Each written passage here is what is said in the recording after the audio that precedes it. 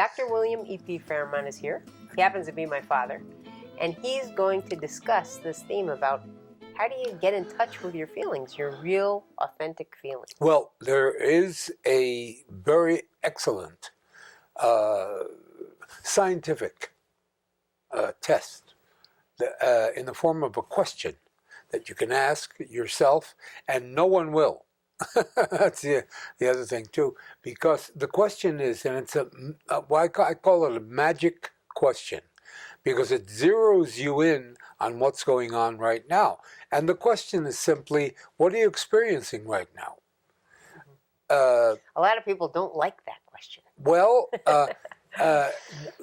when you challenge people to focus on what they are feeling, on what their existence is vibrating to express, most people think that their feelings are on the ceiling. Because when you say, what are you experiencing right now? They go, like that. Yeah, and they just stay there. Yeah.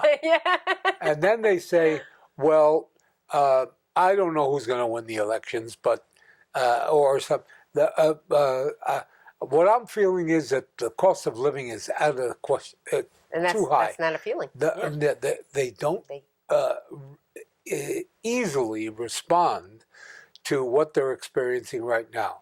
I would say an inordinate amount of people are on the verge of tears. I may be one of those. You know. So may I. Yeah, Yes. yeah. For all different kinds of tears, but that's going on pretty much all the time with a great number of people. Feelings are not in vogue. They're not respected all along the way as we grow up, and so they're there no matter what the educational system wants to do with our emotions. They're there anyway, raising hell inside us. And that is what has to be addressed in psychotherapy. So feelings are determinant in terms of our destiny. They whether people are going to respond, or how people are going to respond to us, is determined by our feelings. If you want to know about the efficacy of the magic question, what are you experiencing right now? Hey, listener, how about trying it? Ask yourself, what are you experiencing right now? And if you come up with a feeling, then that will zero you in as to the nature of your existence. Now, what's a feeling? Okay. Well, anger, sadness, nervousness, self-pity is a feeling. There's a feeling of contentment. There's a feeling of rage, fury, a feeling of sheepishness, timidity, fear. There's a biggie. Oh, yeah. That's a popular one in our existence.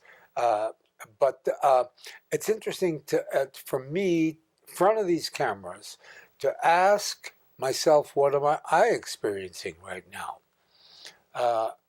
I must admit there's a tinge of wonder in my brain that's causing a feeling of insecurity. Look how hard it is, even for the big daddy psychologist, to express Define it, yeah. what feelings are. And even in the literature of psychology, there's not much intense, specific direction toward experience. What am I feeling? And I believe that that's because of cultural inhibition, because we feel sexual feelings all the time. And all feelings are sexual. All feelings are sexual, perhaps, but that's what I'm groping toward in making this little observation today about feelings. Yes, all feelings are sexual, and it's so important to recognize what Freud told us in Civilization and Its Discontents, that if we want to have a civilization, we have to inhibit sexual expression to some degree. Otherwise, everybody would be a raving maniac. That's right. And that gives us the entree to sublimation, to channeling our energies and our feelings toward, as we say, goals in our existence. I'm chuckling because what has turned out to be goals veers us away from feelings. Mm-hmm. Now, the coup de grace, the real, pretty good, huh? Yeah. The coup de grace against feelings, I believe, is technology. It's like almost the Antichrist. I'm reminded, perhaps to end this little observation today, of a father who took his daughter out to have lunch. And he was sitting in the sidewalk cafe, and the daughter had her head in the characteristically in her cell phone and touching the thing like that, and so he couldn't really get her attention without making sort of an explosive comment of, "Hey, I'm here too." What he did was he took out his cell phone. He sent her a message. Yeah, he sent her a text message. Yeah, that's what it's come down to. Yeah, and then she looked up. Yeah, you know. But it's peculiar that the feelingless television and the feelingless of all our activities, movies, spectator sports, new models, and all that kind of stuff that gets us momentarily excited and always has a letdown accompanying it. And in spite of this great wisdom that I'm expressing right now, the possibility and the probability of even a diminishing of the intense interest in technology is remote. Right. Yeah. But would you say that, for instance, particularly... Which leaves me cold. Yeah, well, yeah. Which is a feeling. Particularly in the United States, I would say frequently, some guy takes out a machine gun and kills a bunch of people. Or, some kind of kills people.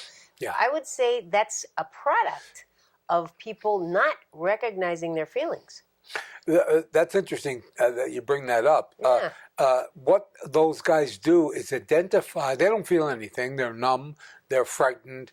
They're grievously turned off. They could be psychotic. And when they, yes, no question about it. But when they kill somebody and they see the devastating results of shooting unknowns, they identify with the victim. And what they feel is that each one they kill is themselves. And of course, the object is they identify with the dead people and the hurt people and the wounded people, and they feel something. And they know that their own death is imminent. Yeah. Which is the goal. Mm-hmm. Mm-hmm. It's sort of a masochistic game. Yeah, well, I would like to invite everyone who wishes to comment on what we're talking about, and you might want to share either something about your feelings or something about the lack of being able to get in touch with your feelings, and I'm sure Dr. Fairmont would love to answer your let me ask you this question. What are you experiencing right now?